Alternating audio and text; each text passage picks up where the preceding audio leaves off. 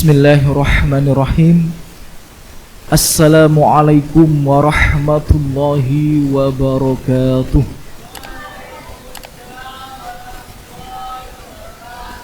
Alhamdulillah. Alhamdulillahi rabbil alamin. Wabihi nasta'in ala segala puji hanya pantas kita panjatkan kepada Allah Jalla Jalaluh, yang sesungguhnya hanya kepada Allah kita memohon pertolongan, ya.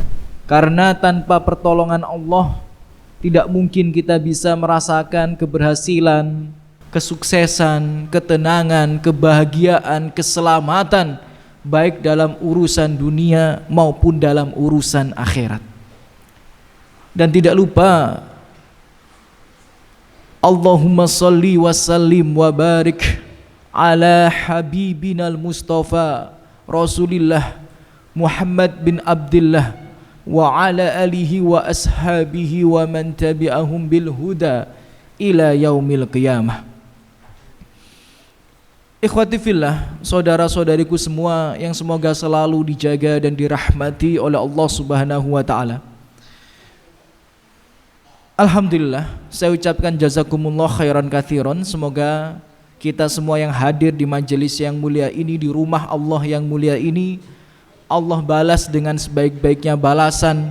Allah angkat derajat kita menjadi sebab bergugurnya dosa-dosa, dan Allah berikan taufik dan keistiqomahan di atas kebenaran hingga meninggal dalam keadaan husnul khatimah. Amin ya rabbal alamin. Ikhwati fillah rahimani wa rahimakumullah, kita melanjutkan pembahasan kitab kita, yakni kitab Al-Qaul Al-Mufid, ya, syarah daripada kitab Tauhid yang ditulis oleh Syekh Muhammad bin Saleh Al-Utsaimin rahimahullah. Dan alhamdulillah tidak terasa, kurang lebih 2,5 tahun kita bersama, ya. Kita sudah sampai di pertengahan kitab, padahal kitabnya ini sudah cukup tebal sekali, ya. Tapi alhamdulillah tidak terasa 2,5 tahun kita bersama, ya, sudah sampai pada pertengahan kitab. Dan kita memasuki bab baru, yakni bab tentang tawakal kepada Allah Subhanahu wa taala. Ya, jadi kita masuki bab yang baru, yakni bab tawakal kepada Allah Subhanahu wa taala, yang di sini muallif rahimahullah, ya, mengutip salah satu ayat di dalam Al-Qur'anil Karim di surat Al-Maidah ayat 23. Wa 'alallahi, dan sesungguhnya kepada Allah lah, hanya kepada Allah, fatawakkalu, hendaknya kalian bertawakal, in kuntum mu'minun, jika kalian benar-benar termasuk orang yang beriman. Ya, ikhwati fillah rahimani wa rahimakumullah.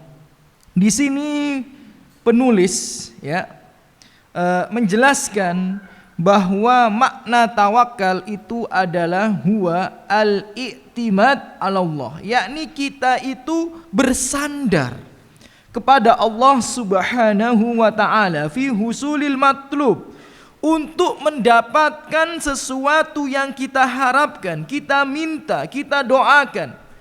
Ya, jadi kalau tawakal itu salah satu maknanya adalah bersandar kepada Allah, ya, mengharapkan apa yang kita minta, apa yang kita doakan, apa yang kita harapkan. Wa daf'i, ya, al-makruh, dan juga kita bertawakal kepada Allah Subhanahu wa taala maknanya adalah daf'il makruh, yakni kita itu bersandar kepada Allah agar terhindar dari apa-apa yang kita benci. Ya, terhindar dari apa-apa yang kita benci.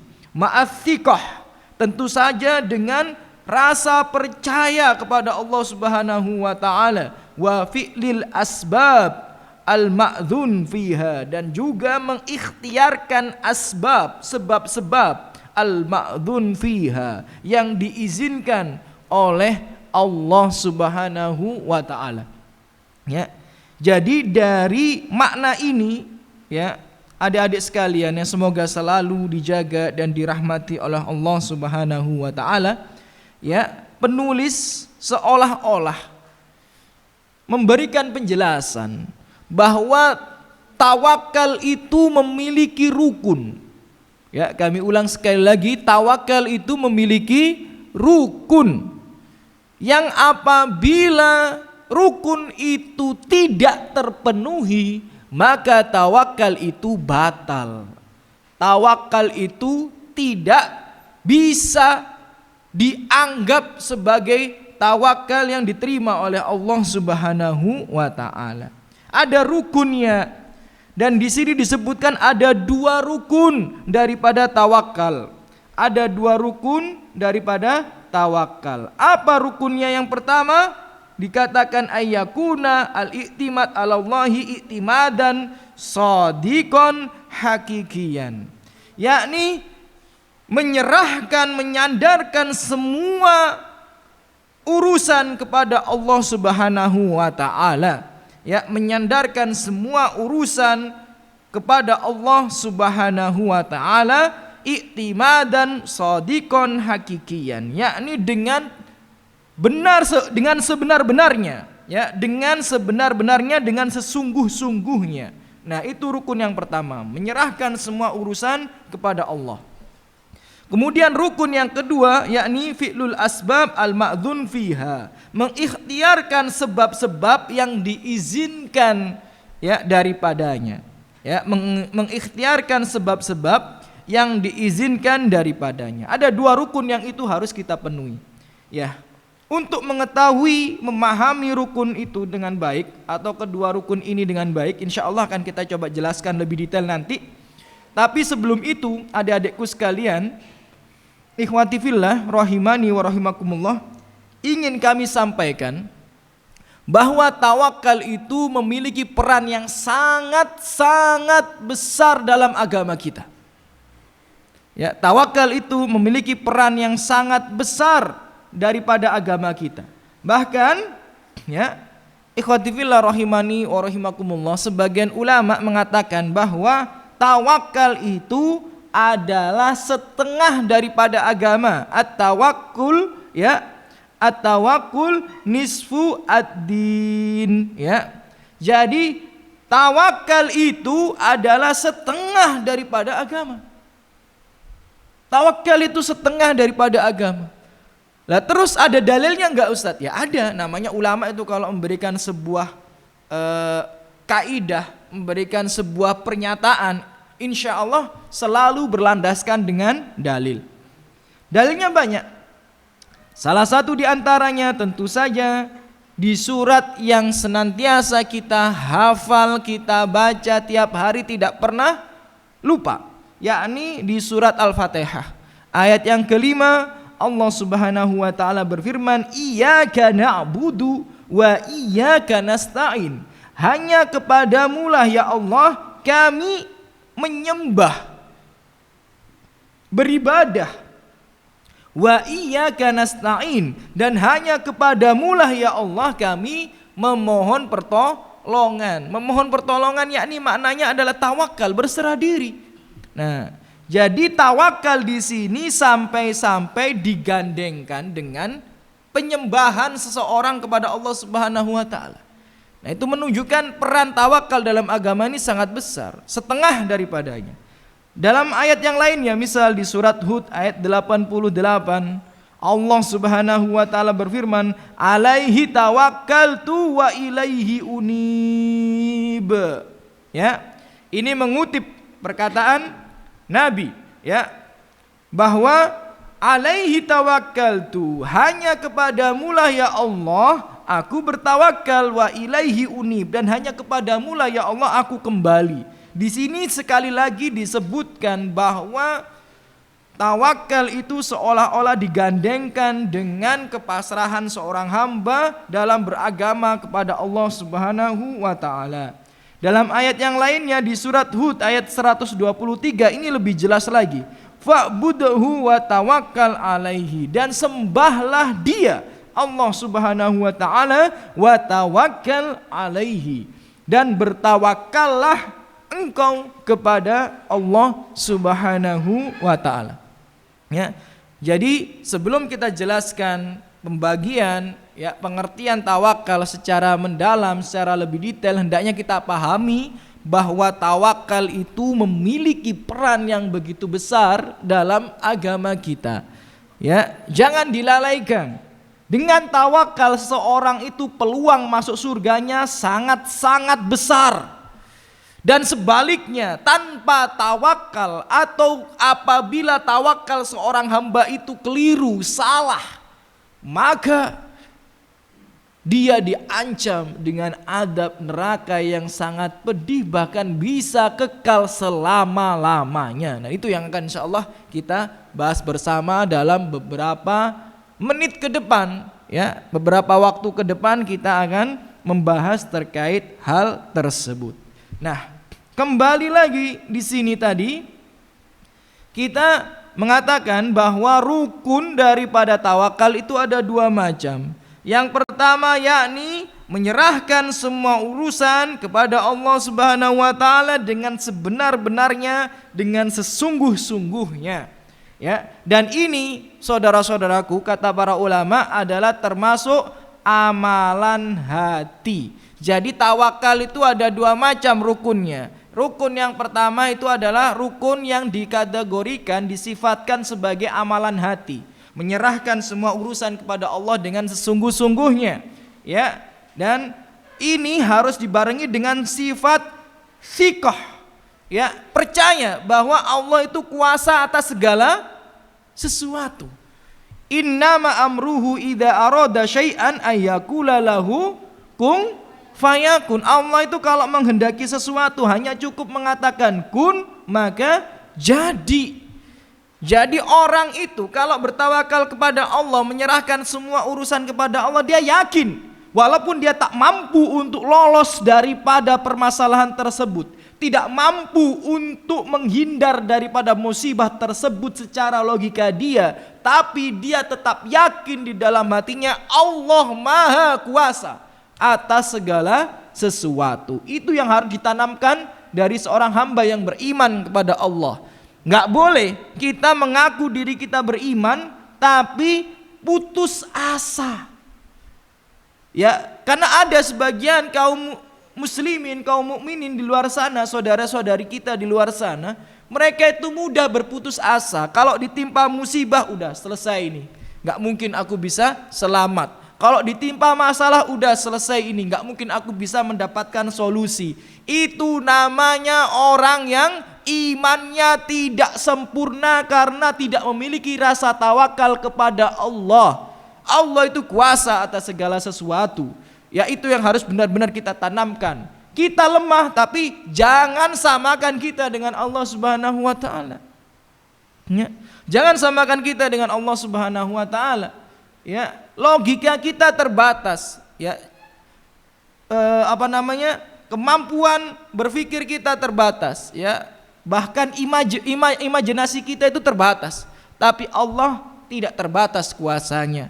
Jika Allah mampu membuat Nabi Musa beserta kaumnya menyeberangi lautan dengan membelah lautan tersebut, jika Allah mampu dan kuasa membuat Nabi Ibrahim alaihissalam ya tidak mempan dibakar api, tentu saja ya urusan-urusan kita tidak ada yang tidak mungkin jika Allah menghendaki. Jadi harus tawakal itu disertai dengan siqah, percaya kepada kuasa Allah Subhanahu wa taala. Dan juga tawakal yang berupa amalan hati itu harus dibarengi dengan husnudzon, ya, yakni berprasangka baik kepada Allah Subhanahu wa taala.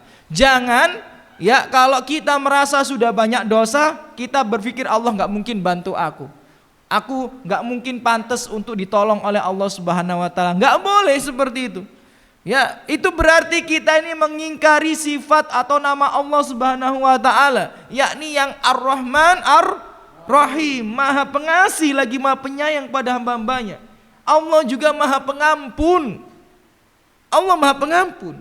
Nah, berarti kita mengingkari hal itu, ya. Dan ingat, orang yang berputus asa dari rahmat Allah Subhanahu wa taala itu termasuk pelaku dosa besar. Ya, wala tayasu, dan janganlah kalian berputus asa. Ya.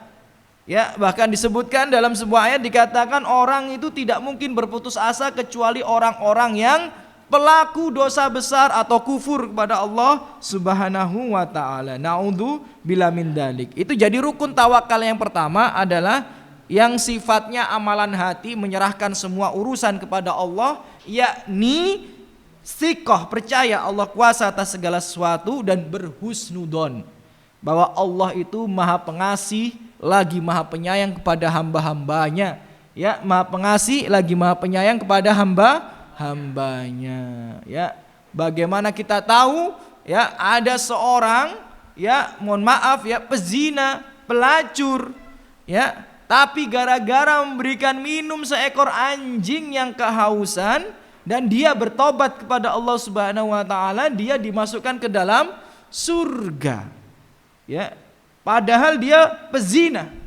Ya, tapi karena dia sudah bertobat kemudian melakukan amal soleh, tidak ada yang tidak mungkin Allah menghapus semua dosa-dosanya dan memasukkannya ke dalam surga. Tidak ada yang tidak mungkin. Maka jangan pernah berputus asa dalam rahmat Allah Subhanahu wa taala, apapun itu perkaranya. Yakni perkara ampunan, perkara mengangkat musibah, perkara mendatangkan maslahat. Itulah makna daripada tawakal, yakni yang berupa amalan hati. Kemudian rukun yang kedua yakni fi'lul asbab, ya, berikhtiar, ya, mengamalkan sebab-sebab al-ma'dzun fiha, yang diizinkan itu termasuk yakni amalan, ya, amalan badan, ya, karena yang satu itu adalah amalan hati, kalau yang satu adalah amalan badan, ya. Karena tidak bisa seseorang bertawakal kemudian dia hanya nongkrong duduk nunggu takdir Allah Subhanahu wa taala, enggak boleh. Ya, enggak boleh ya. Jadi kalau yang seperti itu tuh namanya bukan tawakal. Karena tawakal itu harus disertai dengan ikhtiar, disertai dengan, ya, akhdu as-sabab, yakni mengamalkan sebab-sebab datangnya rezeki, keajaiban dari Allah Subhanahu wa taala. Sebagaimana kita tahu, ya, adik-adikku sekalian, saudara-saudariku, semoga selalu dijaga dan dirahmati oleh Allah Subhanahu wa taala. Hadisnya jelas, ya. Hadisnya jelas yang diriwayatkan oleh Imam Ahmad. Rasulullah sallallahu alaihi wasallam menggambarkan bagaimana seseorang itu kalau bertawakal yang benar itu seperti apa, ada analoginya. Lau annakum tatawakkaluna 'ala Allahi haqqa tawakkuli, seandainya kalian itu, ya, bertawakal kepada Allah Subhanahu wa taala dengan sebenar-benarnya tawakal, ya, la razaqtum kama yarzuqut thair, maka Allah itu pasti akan memberikan rezeki kepada kalian sebagaimana apa? Sebagaimana yarzuqut thair tagdu khimason wa taruhu bitonan, sebagaimana Allah akan memberikan kepada burung itu, ya, yang ketika di pagi hari dia keluar dalam keadaan lapar, anak-anaknya di sarang juga lapar, kemudian dia pergi dan pulang di sore hari dengan membawa makanan untuk dirinya dan juga untuk anak-anaknya. Dan di sini kita dapat ambil pelajaran, burung itu, ya, adalah contoh tawakal yang benar. Dan burung itu terbang mengepakkan sayapnya, ya, terbang mengepakkan sayapnya, tidak hanya duduk di sarang dan menunggu takdir Allah Subhanahu wa taala. Bukan seperti itu makna daripada tawakal. Jadi dua rukun tawakal ini harus terpenuhi, ya. Kami ulang sekali lagi, dua rukun tawakal ini, ya, harus terpenuhi. Apabila salah satu tidak terpenuhi maka tawakal itu batal. Ya, tawakal itu tidak dianggap. Orang hanya berikhtiar tanpa menyandarkan urusannya kepada Allah, itu bukan tawakal namanya. Atau orang hanya menyandarkan urusan kepada Allah tanpa ikhtiar, itu juga bukan tawakal. Ya, jadi saudara-saudariku, ikhwati fillah rahimani wa rahimakumullah, ya, itu rukun daripada tawakal. Kita sudah belajar makna daripada tawakal, kita sudah belajar urgensi tawakal, bahwa tawakal itu adalah setengah daripada agama. Dan kita sudah belajar rukun tawakal itu ada dua, Yang pertama sifatnya amalan hati, yakni bersandar menyerahkan semua urusan kepada Allah, dan yang kedua yakni ya amalan badan, yakni ikhtiar mengamalkan sebab-sebab yang diizinkan oleh Allah Subhanahu wa taala. Itu berarti ada sebab-sebab yang tidak diizinkan.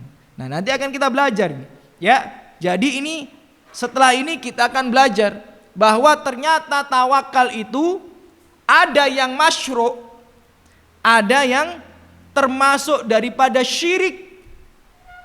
Tawakal itu ada yang termasuk daripada syirik, bahkan bisa syirik besar, bisa syirik kecil dan lain sebagainya. Nanti kita akan pelajari ya yang seperti itu sehingga kita ini kalau bertawakal tidak salah, tidak keliru ya.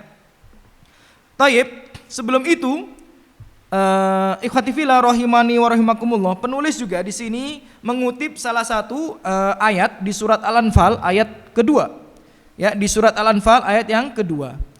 Penulis mengutip ayat Allah Subhanahu wa taala yang berbunyi innamal mu'minun, sesungguhnya mukmin ya, mukmin yang benar-benar beriman kepada Allah Subhanahu wa taala, alladzina idza dzukirallahu wajilat qulubuhum.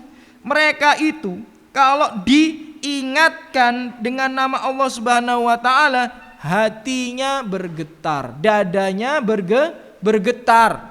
Nah, jadi kita ini termasuk mukmin yang sejati apa tidak? Kalau kita mendengar kata Allah Subhanahu wa taala, Allah, apakah bergetar hati kita? Apakah kita ini seolah-olah langsung ingat dengan dosa-dosa dan berusaha untuk bertobat kepada Allah? Ataukah masih tenang-tenang saja dalam kemaksiatan? Nah, mukmin yang benar ketika mengingat nama Allah, Allah, dia teringat dengan dosa-dosanya. Dia teringat dengan dosa-dosanya. Mukmin kalau mengingat nama Allah Subhanahu wa taala, mendengar nama Allah Subhanahu wa taala, Allah, dia semangat untuk beribadah. Karena ia tahu bahwa dia butuh amalan untuk menggugurkan dosa-dosanya. Nah, itu mukmin yang benar, ya.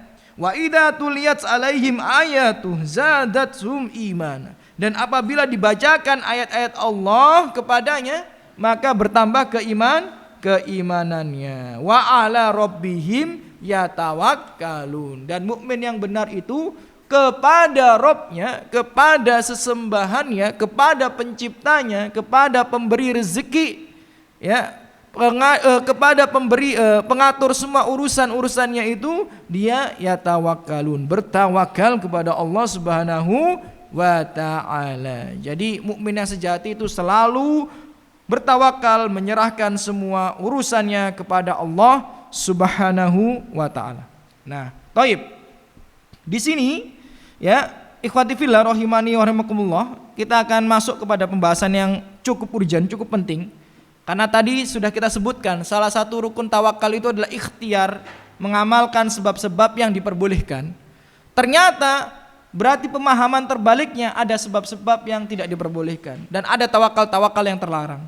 Maka pada kesempatan kali ini kita akan mencoba mengupas, belajar bersama, yakni kesalahan dan penyimpangan-penyimpangan terhadap tawakal.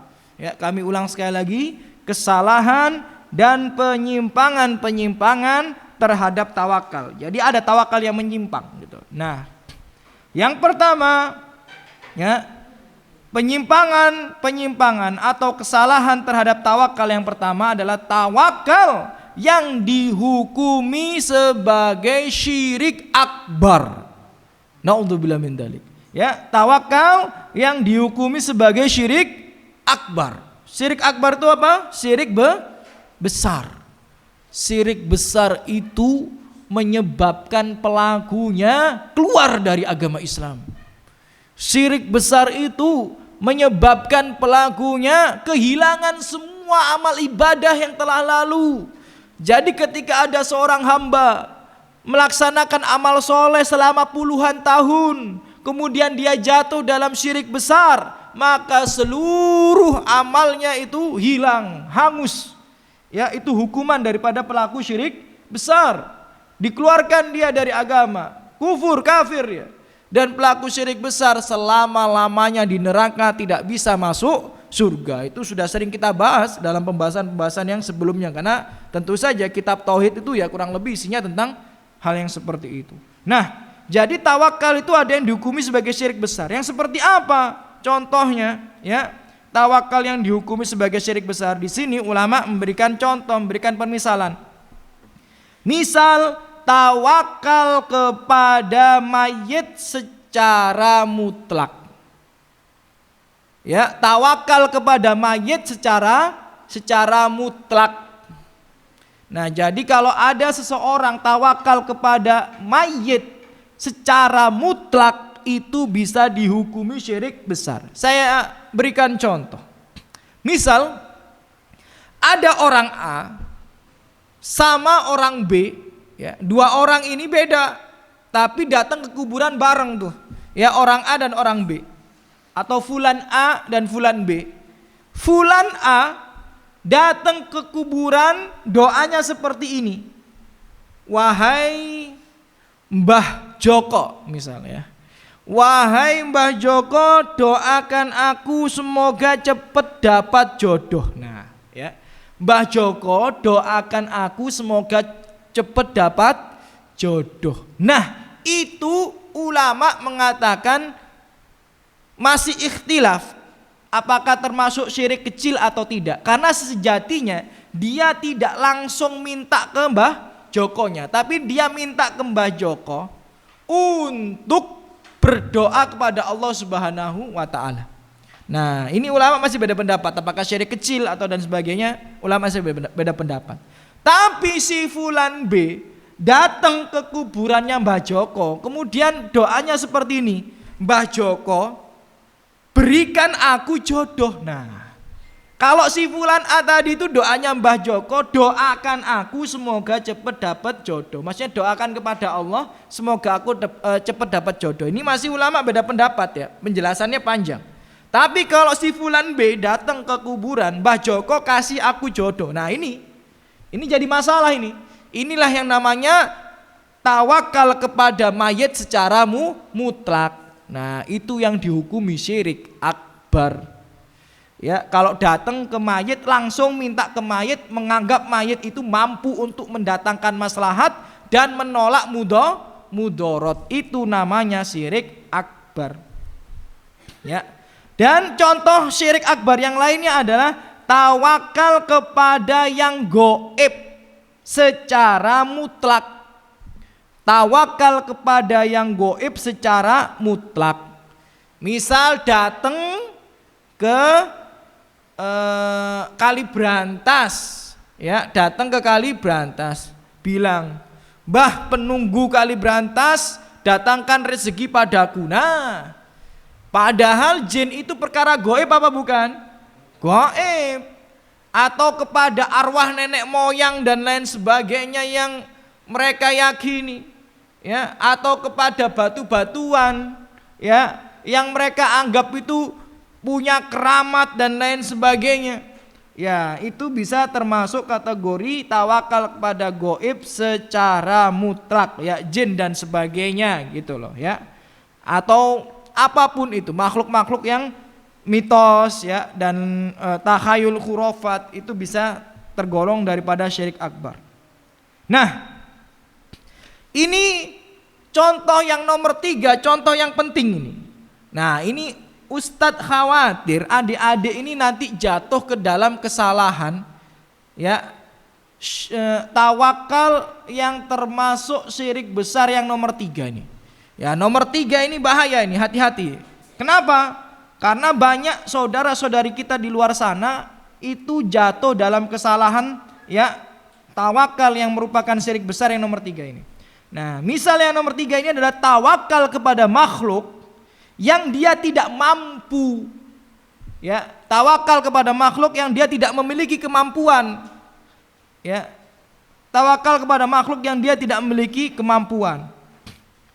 Ya, saya berikan gambaran. Kalau ada seorang sakit, kemudian datang ke dokter, minta untuk disembuhkan, ini masih termasuk makhluk yang memiliki kemampuan memang dia untuk mengobati dan lain sebagainya.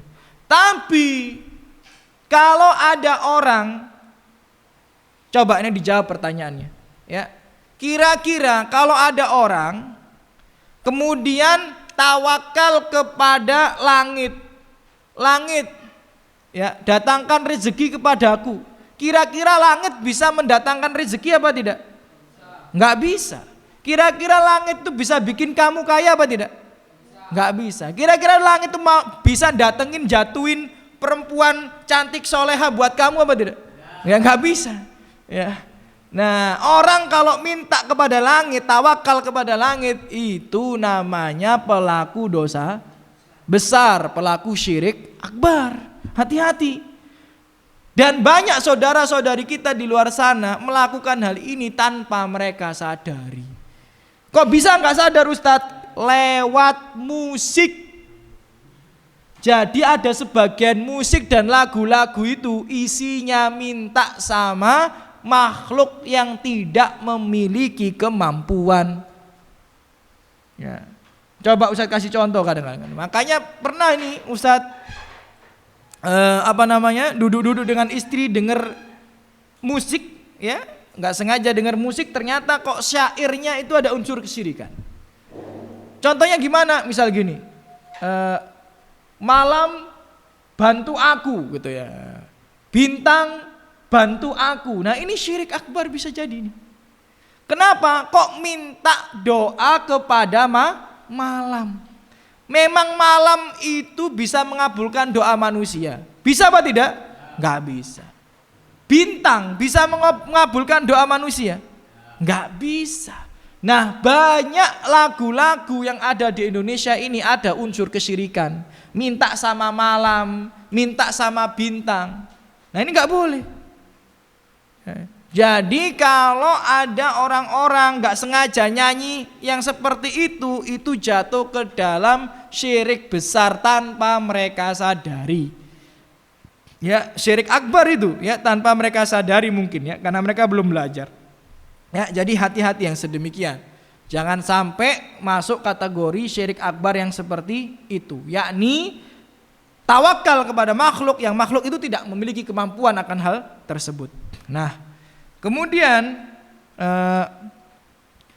ikhwati fillah, saudara-saudariku semua yang semoga selalu dijaga rahmat Allah Subhanahu wa taala. Di sini juga dijelaskan tawakal yang dihukumi sebagai syirik asgor.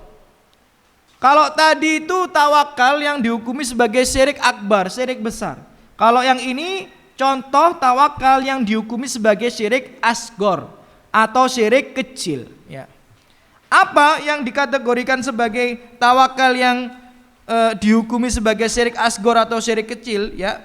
Disebutkan di sini bahwa ketika ada seseorang yang bersandar kepada makhluk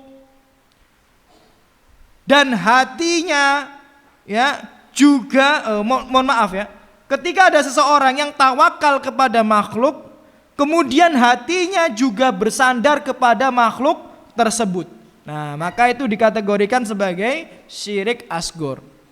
Seseorang bertawakal kepada makhluk dan hatinya juga bersandar kepada makhluk tersebut, itu syirik asgor, ya, atau syirik kecil.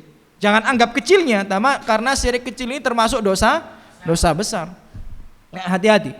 Ya, jadi misal kami kasihkan gambaran biar bisa memahami dengan baik apa yang disampaikan Syekh di sini. Contoh ketika seseorang minum obat misal oskadon misalnya, ya. Minum obat oskadon. Kemudian dia bilang gini, setelah minum oskadon kepalaku yang sakit jadi hilang sakitnya. Nah, itu namanya syirik kecil. Padahal yang bisa membuat kita sembuh ini siapa? Allah. Yang bisa mendatangkan kesehatan kepada kita ini siapa? Allah. Yang bisa mengangkat penyakit kita ini siapa? Allah. Nah, jadi maka daripada itu kita itu harus sering-sering menyebut nama Allah Subhanahu wa taala. Misal, alhamdulillah. Dengan izin Allah habis minum oskadon kepalaku yang sakit jadi reda. Nah itu kan muji Allah Subhanahu wa ta'ala. Dia memang tawakalnya sama oskadon, tapi hatinya bersandar kepada Allah. Nah ini gak dosa, ya. Orang datang ke rumah sakit, orang datang ke dokter, Ikhtiar, tawakal kepada dokter, tawakal kepada rumah sakit itu boleh nggak? Boleh, selama hatinya tetap bersandar kepada Allah. Tapi kalau hatinya tidak bersandar kepada Allah, maka itu termasuk syirik asgor. Syirik asgor. Kalau syirik besar tadi yang minta kepada mayit, minta kepada makhluk yang tidak memiliki kemampuan. Kemudian contoh tawakal yang keliru, yang salah, ya. Yang nomor 3 adalah tawakal yang kurang. Ya. Tawakal yang kurang ini bagaimana maksudnya? Tawakal yang kurang ini adalah tawakal yang mereka itu tawakal sama Allah itu hanya di saat-saat kepepet. Hanya di saat-saat darurat. Jadi sepanjang jalan, sepanjang hidup nyantai-nyantai aja hidupnya. Barang sudah kepepet, sudah nggak ada jalan keluar, udah ada nggak solusi, baru dia mengatakan aku tawakal kepada Allah. Nah ini namanya tawakal yang kurang. Padahal kata para ulama tawakal itu adalah dalam semua hal. Ya, tawakal itu adalah dalam semua hal. Nah, fatawakkal 'ala Allah innaka 'alal haqqil mubin di surat An-Naml ayat 79. Di sini juga dikutip ayatnya. Tawakkallah kalian kepada Allah dalam semua perkara innaka 'alal haqqil mubin, seandainya engkau berada di atas kebenaran yang nyata. Jadi orang yang berada di atas kebenaran nyata dia akan mentawakal semua urusannya kepada Allah. Nah, kita keluar dari rumah, ya, mengucapkan apa? Keluar dari rumah, ya, bismillahi tawakkaltu 'ala Allah la haula wala quwata illa billah. Tawakal itu, ya, menyandarkan urusan semuanya kepada Allah Subhanahu wa taala. Subhanalladzi sakhkhara lana hada wa ma kunna lahu muqrinin wa inna ila rabbina lamunqalibun. Tawakal kepada Allah Subhanahu wa taala ketika naik kendaraan, karena tidak ada yang bisa memberikan keselamatan kecuali Allah. Tidak ada yang bisa menghindarkan dari musibah kecuali Allah. Bahkan ketika kita tidur tawakal. Doanya apa? Bismika Allahumma amutu wa ahya. Ya, Allah atau terserah ya. Bismika Allahumma amutu wa ahya. Ya, jadi kita menyebut nama Allah Subhanahu wa taala, kita serahkan. Kalau tidur ya udah tidur, Allah yang mematikan dan Allah yang menghidupkan. Ya, kalau nggak bangun ya udah, itu udah kita serahkan diri kita kepada Allah Subhanahu wa taala. Itu tawakal yang benar.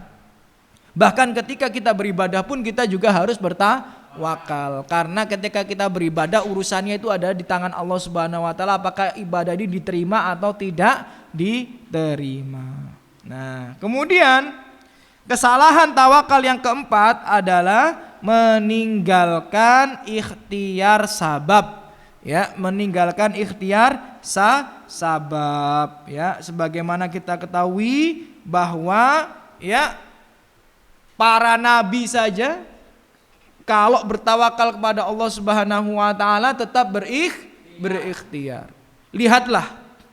Ya, ingat apa tidak? Kisah perang Uhud. Ya. Di perang Uhud Nabi Muhammad SAW dan kaum muslimin jumlahnya hanya sedikit. Kaum musyrikin jumlahnya sangat banyak. Jadi kira-kira nih ya, kalau antum saya kasih sebuah pertanyaan, kira-kira antum kalau berkelahi 1 lawan 4, kemungkinan menang sama kemungkinan kalahnya besaran mana? Kemungkinan kalah gitu ya. Ya. Jadi kaum muslimin itu dengan kaum musyrikin di perang Uhud, banyak kan kaum musyrikin jumlahnya. Ya, tapi namanya orang itu berperang, orang mukmin, orang muslim harus tawakal kepada Allah. Harus tawakal kepada Allah. Tapi tawakalnya Nabi itu tidak hanya berserah saja, ada ikhtiarnya. Apa ikhtiarnya? Menggunakan jubah perang double. Ya, jubah perangnya double, rangkap. Jadi ketika hunusan pedang itu, ya, hujaman tombak itu, ya, mengenai tubuh Rasulullah, aman tubuhnya. Ya, Rasulullah kan waktu itu ketika ada serangan dadakan dari Khalid bin Walid, ya kan? Itu Rasulullah yang paling pertama diserang. Rasulullah yang paling pertama diserang karena mereka tahu kalau Rasulullah udah meninggal, kalau udah kalah tuh Rasulullah semuanya kan hancur lebur. Maka Rasulullah tuh diserang, dihujam dengan pedang, dihujam dengan tombak. Sampai ternyata ada pedang yang menusuk ke pipi dan rahang Rasulullah Shallallahu Alaihi Wasallam, wajah manusia yang paling dicintai oleh Allah Subhanahu Wa Taala. Darah berkucuran, ya gigi geraham Rasulullah lepas. Kemudian para sahabat sampai saking sayangnya melebihi dirinya sendiri kepada Rasulullah, langsung merangkul Rasulullah Shallallahu Alaihi Wasallam. Mereka dihujami pedang dan tombak dan sebagainya sampai Tolhah ya radhiyallahu an setelah itu cacat karena melindungi Rasulullah Shallallahu Alaihi Wasallam daripada serangan-serangan kaum musyrikin. Tapi lihat Rasulullah masih menggunakan ya jubah yang double. Itu namanya ikhtiar sabab. Bahkan seandainya tidak ada hal yang bisa kita lakukan, kita tetap harus berikhtiar. Misalnya mentok ingin, gak ada jalan yang gini. Apa yang harus kita lakukan? Tetap ikhtiar. Gimana caranya? Dengan doa. Maka di sini ya penulis rahimahullah mengatakan ya atau mengutip di sini hadis yang diriwayatkan oleh Imam Bukhari, ya mengutip hadis yang diriwayatkan oleh Imam Bukhari, ya dalam hadis yang diriwayatkan oleh Imam Bukhari di sini, ya penulis menggambarkan orang itu, ya kalau sudah mentok tawakalnya, sudah nggak ada yang bisa diikhtiarkan lagi, ya sudah nggak ada jalan keluar lagi, tetap diperintahkan untuk ikhtiar berupa doa. Dalilnya mana? Hadis riwayat Bukhari tentang kisahnya Nabi Ibrahim alaihis salam. Nabi Ibrahim tangannya sudah diikat kuat, bawahnya sudah tumpukan kayu bakar, diikat di kayu. Kira-kira masih bisa melakukan apa lagi? Nggak ada yang bisa dilakukan. Tangannya terikat, ya nggak bisa, memang Superman ya kemudian kayak gini terus patah kayunya, enggak. Nabi Ibrahim tidak memiliki kemampuan yang seperti itu ya. Kemudian apa yang dilakukan Nabi Ibrahim? Berdoa, hasbunallah wa ni'mal wakil, cukuplah Allah menjadi penolong kami dan Allah adalah sebaik-baik pelindung. Selesai. Jadi seandainya mentok gak ada yang bisa diikhtiarkan lagi, tetap harus ikhtiar berupa doa gitu. Jadi tawakal terakhir, ya ikhtiar terakhir daripada tawakal kita itu adalah doa. Bahkan itu juga terjadi kepada Nabi yang ditelan ikan siapa? Nabi siapa? Innalillahi wa inna ilaihi raji'un. Nabi Yunus. Nabi Yusuf itu siapa? Nabi Yusuf itu yang paling ganteng itu Nabi Yusuf ya. Nabi Yunus ya, Nabi Yunus ditelan ikan. Kira-kira kalau antum ya dilempar di tengah laut pada waktu badai, ditelan paus, kira-kira kemungkinan selamat berapa persen? Ya 0,00 sekian persen. Kemungkinan selamat itu sangat kecil. Tapi Nabi Yunus alaihissalam masih ikhtiar. Berupa apa? Doa. Apa doanya? La ilaha illa anta subhanaka inni kuntu minadh-dhalimin. Ya, akhirnya ada keajaiban apa tidak? Ada. Sampai Allah mengatakan laula kana minal musabbihin. Seandainya Nabi Yunus itu bukan termasuk orang yang suka berzikir, suka berdoa, ya lala bisa fi batnihi ila yaumi yub'atsun, maka dia pasti akan terus ada dalam perut ikan, maksudnya mati sampai hari kebangkitan. Ya, jadi di situ menunjukkan bahwa ikhtiar itu ya adalah bukti tawakal yang benar kepada siapa? Kepada Allah Subhanahu wa taala.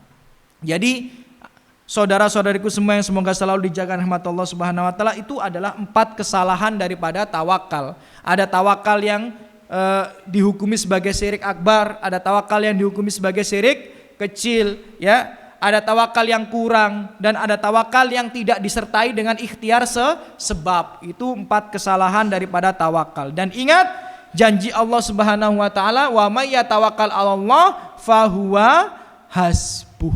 Siapa yang bertawakal kepada Allah, maka Allah akan mencukupi semua urusannya. Jadi terkadang ada orang ya ditimpa musibah, ditimpa masalah, bludrek. Ya, berputus asa dia. Ini gimana solusinya? Apa yang harus aku lakukan ini? Bingung dia. Ya, apa yang harus dia kerjakan? Padahal kalau dia menyerahkan semua urusannya dengan Allah Subhanahu wa taala setelah ikhtiar, setelah berdoa, insya Allah itu adalah salah satu faktor terbesar untuk datangnya keajaiban. Ya. Untuk datangnya keajaiban. Ya. Dan ini alhamdulillah ya, belum lama kami buktikan kepada teman dekat kami atau kerabat kami. Ya. Wa may yatawakkal 'alallah fahuwa hasbuh. Siapa yang bertawakal kepada Allah, Allah akan mencukupi semua urusannya. Walaupun logika sudah tidak sampai pada solusi itu. Nah, ini ada kisah nih ya. Kita tutup dengan sebuah kisah supaya kita ini benar-benar yakin dengan tawakal. Ada seorang kerabat ya, teman dekat kami yang dulu pernah berjasa dengan kami. Kemudian ternyata dia terlilit hutang riba. Ya, terlilit hutang apa? Riba. Riba itu dosa besar apa dosa kecil? Dosa besar riba itu. Ya, seperti zina dengan ibu kandung sendiri itu ya. Riba yang paling ringan itu seperti zina dengan ibu kandung sendiri, dosa besar.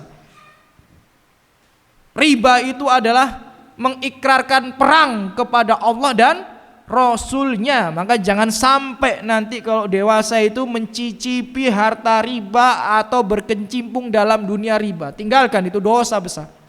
Nah, kemudian datang sih dia ini minta tolong sama kami karena kami merasa dulu dia pernah berjasa pada kami. Kami berusaha untuk membantu dia semampu yang kami bisa. Kemudian dia bilang dalam tenggang waktu sekian harus dilunasi. Tolong carikan hutangan yang lain untuk melunasi. Saya sudah nggak bisa nyari hutangan. Kemudian kami bilang, ngapain nyari hutangan? Doa aja sama Allah Subhanahu wa taala. Insya Allah akan dikasih jalan keluar. Dia masih bingung, gimana ini? Kan tanggal 5 Desember, saya masih ingat sekali ya. Tanggal 5 Desember itu udah tenggang waktu harus dilunasi. Kalau nggak dilunasi bisa bobrok nanti, ya bisa hancur semua ini. Ya, ini udah tenggang waktunya tanggal 5 Desember ini. Kemudian dengan izin Allah Subhanahu wa taala, taufik Allah Subhanahu wa taala, kami mencoba memberanikan diri. Kami bilang kepada dia, percaya sama Allah Subhanahu wa taala. Kalau antum benar-benar tobat kepada Allah, bangun di sepertiga malam, berdoa, serahkan semua urusan pada Allah Subhanahu wa taala, pasti akan datang keajaiban gitu. Jangan gitu Armedi gitu, masih ingat ya. Jangan gitu, ini gimana ini, aku tak jaga nowakmu gitu. Aku akan tawakal sama kamu, akan serahkan urusan sama kamu. Saya bilang, jangan serahkan urusan sama aku. Aku ini manusia biasa, lemah, tapi kalau kamu serahkan urusannya kepada Allah, pasti Allah Maha Kuasa atas segala sesuatu. Maka saya bilang, coba saya bantu gitu. Saya bilang, ya nanti coba saya bantu. Nah, singkat cerita, saya juga nggak punya uang buat melunasin. Ya, namanya uang kita juga pas-pasan. Akhirnya kita cuma ngomong sama istri, cobalah kita nabung-nabung dikit, kita bantu dia gitu. Ya, karena dia sudah banyak berjasa pada saya ketika waktu saya kecil dulu ya. Pernah ya membantu saya dalam ketika saya kesusahan, pernah bantu tuh, sangat berjasa sekali. Ya. Karena orang yang membantu kita di saat kita susah itu berarti orang yang sangat berjasa kepada kehidupan kita gitu loh. Kalau antum ya gaji antum 20 juta sebulan, dikasih orang uang 10 juta biasa-biasa saja. Iya apa tidak? Iya, tapi kalau antum lagi kelaparan belum makan 2 hari, dikasih orang 1 piring, berjasa enggak orang itu? Berjasa. Jadi orang yang membantu kita di saat susah itu harus kita ingat, karena la yaskurullaha man la yaskurun nasa. Tidak bersyukur kepada Allah orang yang tidak tahu terima kasih kepada manusia. Nah, singkat cerita, saya bantu-bantu tuh sama istri kan. Akhirnya sampai kurang beberapa hari lagi masih kurang uang 1,5 juta. Masih ingat saya? Jadi kurang uang berapa? 1,5 juta. Nah terus dia gimana ini kekurangannya ini Armedi? Gimana ini kekurangannya? Udah yakin sama Allah. Saya bilang yakin sama Allah. Tobat, sholat malam, tawakal, berdoa, insya Allah semua urusan akan dilancarkan sama Allah. Padahal ana juga nggak tahu uang dari mana, dan saya yakin nggak perlu utang-utang gitu loh. Ya kalau kita utang-utang ke teman ya pasti dikasih uang cuma segitu gitu kan. Tapi ana pengen benar-benar membuktikan kepada dia bahwa Allah itu kuasa atas segala sesuatu gitu. Saya biarkan sampai tanggal deadline-nya gitu ya. Karena aku yakin Allah itu kalau orang itu sudah tobat, orang itu sudah kembali kepada Allah, sholat malam, doa, insya Allah ya tawakal pasti akan ada keajaiban. Saya nggak mau utang-utang. Ya, saya ingin buktikan janji Allah Subhanahu wa taala, wa may yatawakkal wa may yattaqillaha yaj'al lahu makhraja. Orang yang bertakwa kepada Allah akan diberikan jalan keluar. Wa yarzuquhu min haitsu la yahtasib, dan akan diberikan rezeki dari arah yang tidak disangka dan tidak diduga. Wa may yatawakkal 'alallah fahuwa hasbu, dan orang yang bertawakal kepada Allah dia akan mencukupinya. Nah, akhirnya kurang 4 hari ini, ya saudara-saudariku semoga yang selalu dijaga rahmat Allah Subhanahu wa taala. Kurang 4 hari tiba-tiba saya dapat transferan 5 juta. Ya, kurang 5 hari ya atau 4 hari ya lupa saya, tinggal berapa hari lagi saya dapat transferan 5 juta. Ya, kemudian saya dihubungi sama orang. Ustadz, ini ada uang 5 juta, Ustadz. Loh, ini uang apa? Ibu, karena umahat ya, jamaah gitu. Oh, itu zakat mal suami saya, Ustadz. Saya minta tolong karena saya lagi tidak mampu untuk menunaikan zakat itu, tolong dibantu untuk ya membagikan zakat itu kepada mereka yang berhak. Tuh. Masya Allah. Ya, hanya kalau nggak salah 3 atau 4 hari sebelum deadline itu tadi ditransfer 5 juta. Ya alhamdulillah. Sebagaimana kita ketahui bahwa 8 asnaf orang yang berhak menerima zakat itu adalah salah satunya orang yang memiliki hutang. Ya, jadi kalau jenengan belajar ya, teman-temanin belajar, salah satu 8 asnaf orang yang berhak mendapatkan zakat adalah orang yang memiliki hutang. Jadi uang 5 juta itu yang transferkan saya, 1,5 jutanya saya kasihkan ke dia untuk melunasi hutang. Dia kaget, uang dari mana? Dari Allah Subhanahu wa taala. Uang dari mana? Dari Allah Subhanahu wa taala. Ya, kemudian 3,5 jutanya saya bagi-bagikan kepada orang-orang yang berhak untuk mendapatkannya. Jadi seperti itu ya. Kalau wa may yatawakkal 'alallah fahuwa hasbuh. Orang yang benar-benar bertawakal kepada Allah pasti akan diberikan kecukupan. Allah Maha Kuasa. Kita lemah tapi Allah Maha Kuasa atas segala sesuatu. Dan ingat tadi kalau kita boleh rangkum secara singkat yang sudah kita pelajari tadi adalah bahwa tawakal itu setengah daripada agama. Penting kedudukan tawakal bagi seorang yang beriman. Bahkan dikatakan in kuntum mu'minin. Kalau kamu beriman, imanmu benar, kamu pasti tawakal. Tapi kalau imanmu nggak benar berarti kamu nggak tawakal gitu ya. Ya, kalau kamu nggak tawakal, imanmu nggak benar. Ya, kurang lebih seperti itu maknanya. Dan tawakal ada 2 macam rukun yang harus terpenuhi. Rukun amalan hati, yakni menyandarkan semua urusan kepada Allah. Dan rukun yang termasuk amalan badan, yakni ikhtiar sebab yang diperbolehkan oleh Allah Subhanahu wa taala gitu. Kalau orang pengen nyari jodoh tapi ke kuburan, boleh apa tidak? Nggak boleh. Orang nyari jodoh ke punden, boleh apa tidak? Nggak boleh. Nah itu jadi harus ada ikhtiar sebab yang diperbolehkan. Dan tadi juga sudah kita pelajari bahwa ada tawakal yang termasuk tawakal yang terlarang, yakni tawakal yang termasuk syirik besar, tawakal yang termasuk syirik kecil, ya tawakal yang kurang, dan tawakal yang tidak disertai dengan ahdu sabab atau ikhtiar sebab. Dan dijelaskan di sini juga tadi bahwa tawakal seandainya sudah tidak ada yang mampu kita lakukan, tetap ada tawakal terakhir yang bisa kita lakukan, yakni doa kepada Allah Subhanahu wa taala. Itu yang dilakukan oleh para nabi dan orang-orang terdahulu yang diceritakan kesolehannya dan kebaikan-kebaikannya oleh Allah dan Rasulullah sallallahu alaihi wasallam. Dan terakhir ya kisah tadi bahwa wa may yatawakkal 'alallah fahuwa hasbuh, dan barang siapa yang bertawakal kepada Allah semua urusannya akan dicukupkan oleh Allah Subhanahu wa taala. Aku qouli hada, ya tidak terasa sudah 55 menit ya. 55 menit ya kita bersama kurang lebih ya. Semoga yang hadir di sini ya dibalas oleh Allah Subhanahu wa taala dengan sebaik-baiknya balasan, dan semoga ilmu yang kita pelajari bersama ini bermanfaat untuk dunia kita dan akhirat kita. Allah memudahkan kita menjadi orang yang bertawakal, orang yang sempurna imannya, orang yang dijanjikan oleh Allah Subhanahu wa taala kebahagiaan di dunia dan di akhirat. Allah lapangkan rezeki kita, Allah angkat musibah dan masalah penyakit yang menimpa diri kita dan keluarga kita. Allah lapangkan rezeki kita, Allah berikan kita keistiqomahan di atas kebenaran sampai meninggal dalam keadaan husnul khotimah dan dikumpulkan di surga Allah Subhanahu wa taala. Thayyib, mungkin itu yang kami sampaikan, kurangnya dari kami pribadi dan khilafnya itu juga bisikan dari syaitan, lebihnya taufik dari Allah Subhanahu wa taala. Kita tutup dengan doa kafaratul majlis. Subhanakallahumma bihamdika asyhadu an la ilaha illa anta astaghfiruka wa atubu ilaik. Assalamualaikum warahmatullahi wabarakatuh.